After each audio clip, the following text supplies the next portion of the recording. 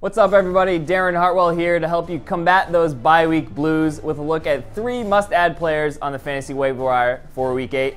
We'll start, as always, at quarterback, where Browns rookie Baker Mayfield is worthy of your attention this week. Mayfield cracked 20 fantasy points for the first time in Week 7 and is steadily increasing his production.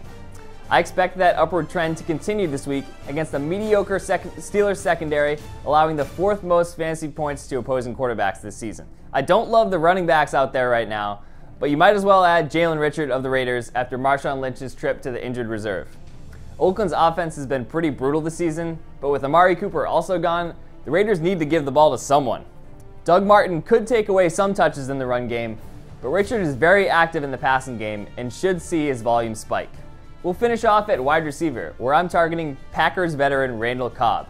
Cobb was on a bye last week and is actually owned in fewer than 50% of Yahoo leagues, but he's still Aaron Rodgers' most trusted target outside Devontae Adams and is a strong high floor play in PPR leagues.